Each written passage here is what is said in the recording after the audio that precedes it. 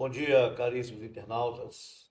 É um prazer que estamos aqui novamente nesta live ao vivo, hoje, 29 de dezembro de 2025 e 24, né? Então, nós estamos aqui no nosso canal Patriotas Livres Soberano, precisamente no Facebook. Será transmitido esta live logo em seguida para o YouTube. Então, nós podemos perceber que mais um ano está findando e que este ano foi um ano cheio de tribulações. Mas primeiro vamos chamar nossa vinheta e em seguida entrar nos assuntos propriamente dito. Hoje o assunto é político e jurídico, as duas coisas juntas, um apanhado do que vem acontecendo nos longos deste ano, no que tange a política e a jurídica do nosso país. Chama a vida.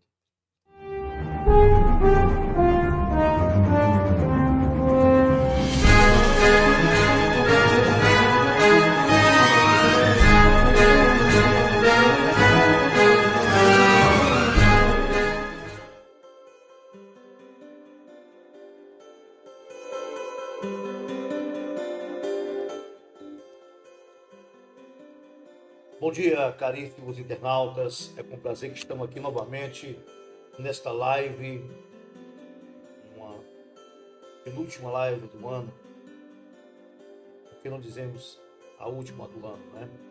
Hoje, 29 de dezembro, são precisamente 11 horas e 53 minutos na capital Teresina, Piauí, Brasil. Quem vos fala é o Dr. Hermenegildo Alberto, advogado, inscrito na Associação Nacional de Advogados Brasileiros, ANAB, a qual temos como presidente nacional o Dr. Carlos Schneider, presidente nacional da Associação Nacional de Advogados Brasileiros. Dizer que nós estamos em todo o país, em todos os estados estamos com as seccionais dos advogados inscritos nesta conceituada entidade ANAB. Muito bem, nós vamos tecer alguns comentários e assuntos envolvendo a nossa política e a nossa jurídica brasileira. Vamos começar pela questão política. Sabemos que ao longo desses 2 anos, quase 2 anos fechando, tem um governo que está à frente do país no que tange as questões administrativas, sociais do nosso povo brasileiro. E dizer que é muito triste nós estarmos atravessando por situações vexatórias, situações onde a realidade não reflete a realidade de um país que segue um rumo de crescimento, tanto na área econômica, principalmente, na área social, são áreas importantíssimas para o povo brasileiro. O cidadão que paga os impostos altíssimos, porque nós estamos vindo de uma eleição há 2 anos conturbada, cheio de dúvidas, e nós que acompanhamos de perto esse trajeto político do país, desde a redemocratização do país, de 85 para cá, propriamente esse tempo, esse lapso temporal, de 1985 até agora. Nós vivemos sob a égide de uma esquerda fabiana e uma esquerda revolucionária, sempre. E muitos de nós fomos enganados, achando que tinha um lado conservador de direita e um lado realmente de esquerda.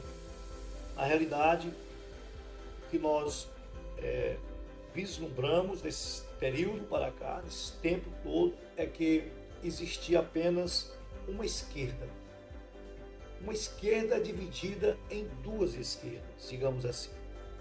A esquerda Fabiano e a esquerda revolucionária. Desculpa. E a esquerda revolucionária. Quem estuda a história, né, história geral, vai lembrar, na Inglaterra, tinha dois grupos, os Melbevics e os Bobenvics, ou seja, esquerda fabiana e esquerda revolucionária, dentro desse, na Inglaterra. Veja só, então, aqui no Brasil, aconteceu a mesma coisa, nos partidos políticos aqui, a política brasileira. E não tenho vergonha de dizer que eu fui uma das pessoas que, como não conhecia a história política do Brasil e também geopolítica, eu padeci em muitos momentos. Eu não ligava para a política nem para o jurídico na época, muito tempo atrás. Né? Hoje eu estou com meus 60 anos de idade, né? Com muito orgulho. E sou dos anos 60, sou de 1964, ano da Revolução para cá. As coisas mudaram no nosso país, né? No contexto internacional e no contexto nacional. Através dos nossos estudos, nós podemos vislumbrar que realmente no Brasil nunca teve efetivamente um grupo de direita, exceto os militares, que sempre foram conservadores, né? Com as famílias conservadoras nos anos 60, 64, no tempo da Revolução, no tempo que houve um regime militar que muitos confundem com ditadura militar. Eles que confundem isso é porque não estudam, né? Porque se você for honesto com a história, verdadeiramente honesto com a história, nós vamos perceber que no Brasil houve uma esquerda com aspirações do socialismo e comunismo, da esquerda russa e de Cuba, né? Inspirações de Stalin, né? Então de Che Guevara, Fidel Castro e companhia, né? Mussolini, então, esse pessoal todo de esquerda. Então o Brasil, certo segmento, apaixonado por esta aventura de socialismo e comunismo, abraçou essa causa. E aí eles estavam já querendo dominar o nosso país. Isso é política, história política. Isso é história política. Quem estiver duvidando, não fique só nas minhas palavras aqui. Vá perscrutar. Tudo bem. Sigamos em frente. Então, a esquerda brasileira, com as aspirações internacionais, como já falei agora há pouco, de esquerda, tentaram implantar no Brasil um socialismo-comunismo calcado no proletariado. Ou seja, usando os trabalhadores como bucha de canhão para certos grupos isolados, né, que hoje estão realmente mandando no Brasil. Entre aspas, digamos assim. Então, para ficar bem claro, você que é jovem, que está aqui, ouvindo e vendo esta live, procure pesquisar a história verdadeira do nosso Brasil. Muitos subversíveis da época, traidores da pátria, foram exilados, não é? Porque estava contra os regimes sociais conservadores, né? Querendo implantar um verdadeiro escravidão com finto de democracia, que usam até hoje. Então, ou seja, no Brasil nunca houve uma ditadura militar. Nunca houve uma tentativa de uma ditadura ser implantada pelo proletariado, pela esquerda, e foi tolhida. Né? Eu costumo dizer que a Forças Armadas cometeu um erro, né? Um erro bem substancial, que foi abrir as portas, né, para a esquerda, anistiando, né, dando a comunicação para eles, partido como PCdoB, PCO, partidos como o PCB, esses partidos de esquerda, PT, todos tiveram, né, a oportunidade, depois de fazer certa traição ao nosso povo, que não conseguiu, graças a Deus, graças às Forças Armadas. E aí eu vou abrir um aspa agora, em face das Forças Armadas. As Forças Armadas nunca traíram e jamais trairão o povo brasileiro. Fecha aspas. Então, quero dizer a vocês, que nós estamos atravessando momentos difíceis em nossas vidas. A vida social. Dizer mais que o povo é soberano. O povo tem o poder nas mãos. É o povo quem coloca o deputado, o vereador, o deputado estadual, o deputado federal, o senador, o presidente da República, os governadores e prefeitos, para representar este povo. O Estado não tem poder, porque se você for analisar o Estado na acepção abstrata, o Estado, esse ser imaginário, que ele se concretiza com o território, com o primeiro povo, território e governo. Então temos esse tripé. Nós temos o povo, aí temos o território, temos o governo, não é? Então, o povo que são os cidadãos, né, que vivem em determinado território, em determinada região, e existe o Estado por conta que existe um povo. Então, por isso o povo é soberano em todos os aspectos. Em todos os aspectos. E então o Estado, ele se materializa efetivamente pelo seu povo, que coloca determinados cidadãos como vereadores, como prefeitos, como governadores, deputados estaduais, presidente da República, deputados federais e senadores. Esse elenco de agentes políticos que materializa o Estado. Então, sabemos que o Estado ele é composto por povo, território e governo soberano. Esse governo soberano é justamente o próprio povo. Então, o que nós estamos vivenciando hoje, caríssimos internautas, doutores, advogados, magistrados de modo geral, é uma inversão de valores, onde o povo está sendo sucumbido pelo próprio Estado, né? Porque tem pessoas do povo que está nos representando, está nos traindo.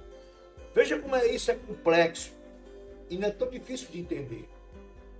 De uma vez que você parte da premissa que o povo é o poder, esse povo é o próprio Estado. É o Estado juiz, é o Estado polícia, é o Estado educação, é o Estado segurança, é o Estado economia. Todo esse elenco de institutos, tudo é detrimento de um povo. Se eu levar para a questão natural, que o direito natural em si é o próprio homem em si. O direito se materializa no homem. O direito natural se materializa no homem. Então, tudo é uma engrenagem interligada. Tudo que eu estou falando se confunde em uma só realidade, caríssimos internautas. Então, esta live ela é uma live didática, explicativa, para você entender que a soberania ela é unicamente do povo. dos cidadãos, de qualquer país, de qualquer região, ou seja, do mundo. Haja vista que, entrando para o lado espiritual, Deus Todo-Poderoso foi que nos criou o homem, semelhança em sua imagem. Então, por isso nós temos um certo poder limitado que Deus nos dá, de refletir, de pensar, de agir, de ter o livre arbítrio, né? Então, fazer suas escolhas. Então, quero dizer que o nosso país hoje está sofrendo uma ação, não do próprio povo em si, mas de algumas pessoas do povo que nos traíram na realidade. Porque eles foram colocados em certo lugar, no cenário político, jurídico e religioso, para nos representar. Para nos representarmos. O que acontece? Estão fazendo tudo ao contrário. Pensando em seus asseclas, pensando em seus amigos, pensando em si próprio. E é isso que nos deixa perplexos, caríssimos internautas. Então, todo esse apanhado que estou fazendo é para você entender que o povo é o poder e que não existe lugar no mundo, nesta terra, há pessoas que queiram sobrepor esse povo. E esse povo, eu vou agora me restringir ao Brasil. Nós aqui dos brasileiros, nós criamos uma Assembleia Nacional Constituinte. Por quem? Porque eu falo isso? Porque os deputados federais que estavam, os senadores no Congresso Nacional, foi colocado pelo povo. Então, o povo criou uma Constituição Federal. E esta Constituição Federal é uma coletividade de normas jurídicas que deve ser seguida e respeitada. Cada artigo, cada inciso, cada parágrafo, cada linha deve ser respeitado na Constituição Federal. A Constituição Federal é o ápice de um país, de uma nação. É aquelas leis, normas que norteiam todo o povo brasileiro. E se você quiser estender os internacionais em seus países, América do Norte, lá no caso dos Estados Unidos, tem sua Constituição, que todos devem segui-la. Aqui no Brasil é a mesma coisa.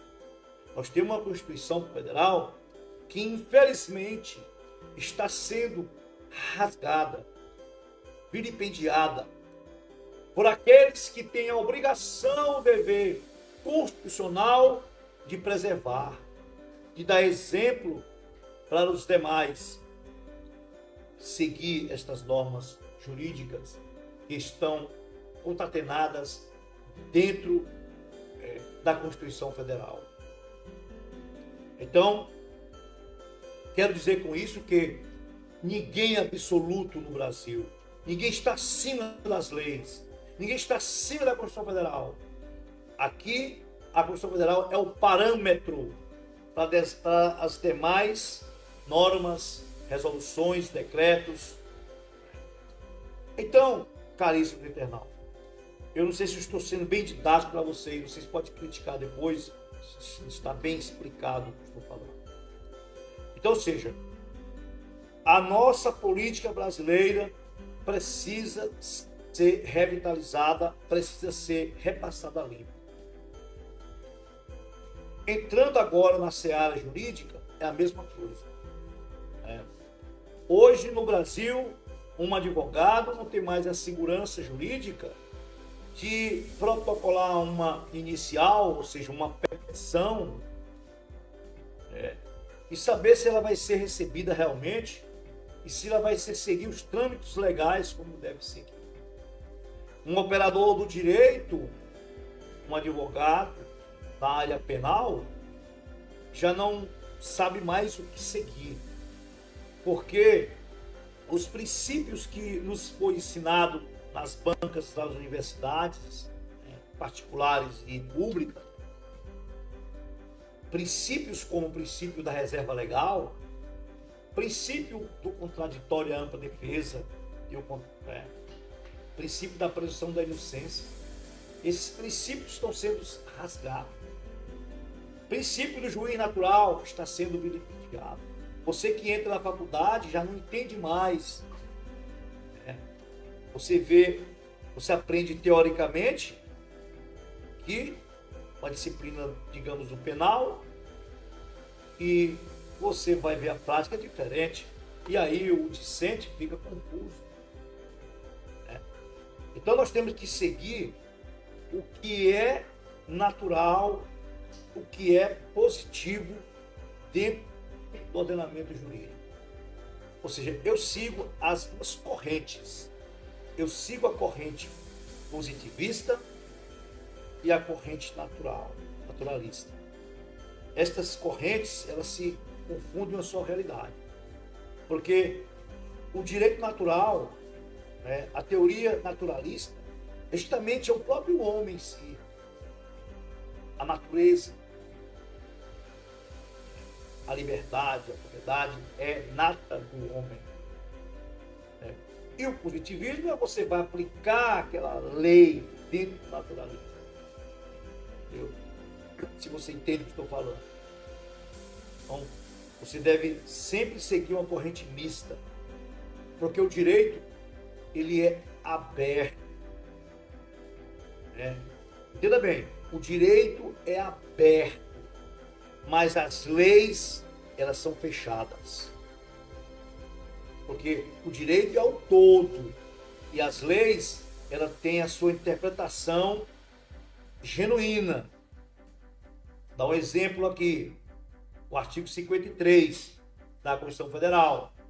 Ela é taxativa, ela diz claramente que qualquer parlamentar, deputados federais, senadores estaduais, e etc., eles são imunes às suas palavras, votos e opiniões. Quaisquer palavras, está definido. Aí não abre mais para nenhuma interpretação. Por isso eu digo, é fechado. O positivismo é a lei fechada. Entendeu? Então, caríssimos internautas, o que nós estamos passando hoje no país é realmente uma situação muito delicada. Mas eu peço a vocês que fiquem firmes. Porém, infelizmente ou felizmente, vai vir a salvação de fora, junto com alguns daqui do Brasil que são fiéis à sua pátria.